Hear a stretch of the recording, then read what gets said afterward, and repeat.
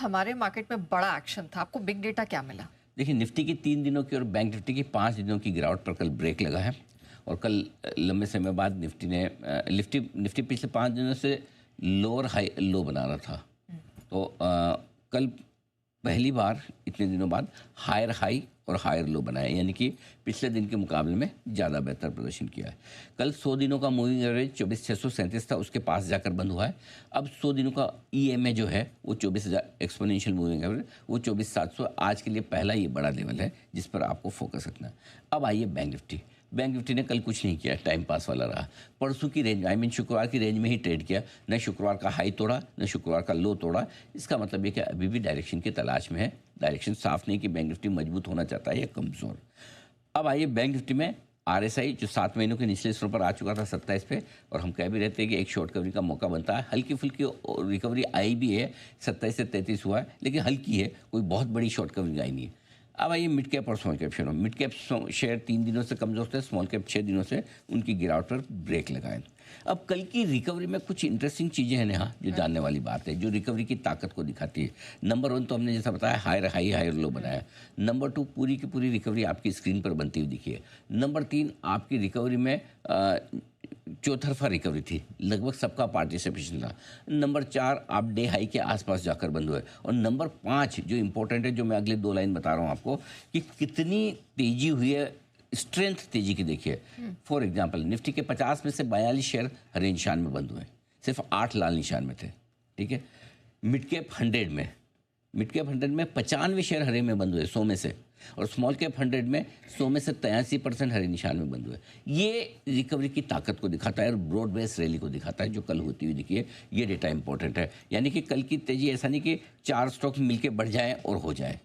और ये कल की तेजी और ज़्यादा हो सकती थी और बेहतर हो सकती है, लेकिन रिलायंस और एचडीएफसी बैंक जैसे 2 बड़े दिग्गज, निफ्टी के टॉप 3 में से 2 बड़े दिग्गज कमजोर थे, लाल निशान में बंद हुए। ये उसके बावजूद निफ्टी में अच्छी तेजी बनी है। समझो अगर ये हरे निशान में होता तो 24,700 आपका 100 ईएमए कल ही आ जाता। करेक्ट। रिलायंस ने 4 महीनों का लोअर लेवल बनाया कल 1342 पे। एचडीएफसी बैंक लगातार 6ठे दिन गिरा है और 3 महीने के लो लेवल पे पहुंचा 946 पर। सोचिए ये हाल है इन 2 बड़े का।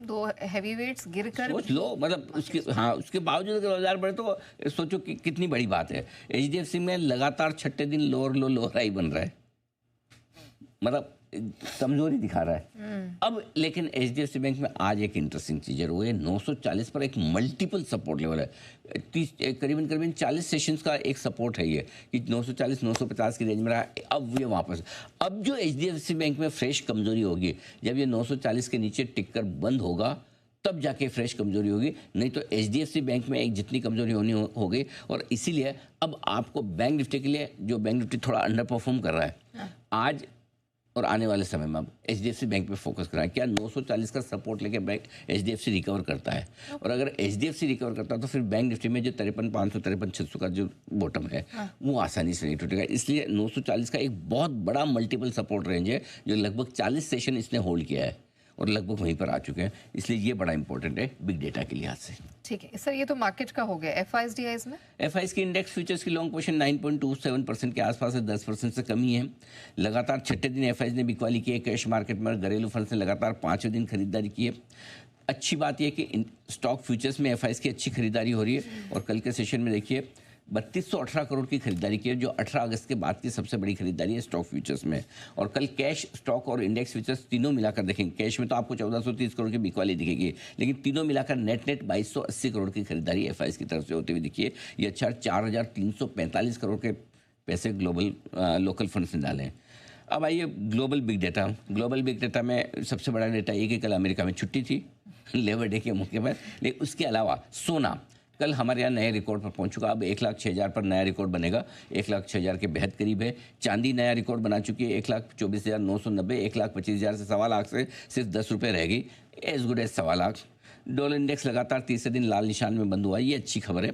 98 के नीचे डॉलर का कमजोर होना रुपए के लिए भी, इमर्जिंग मार्केट्स के लिए भी अच्छा है। हालांकि कल रुपए ने इंट्राडे में 88 रुपये 33 पैसे का नया लो बनाया है डॉलर के सामने, तो डॉलर के सामने हम कमज़ोर हैं।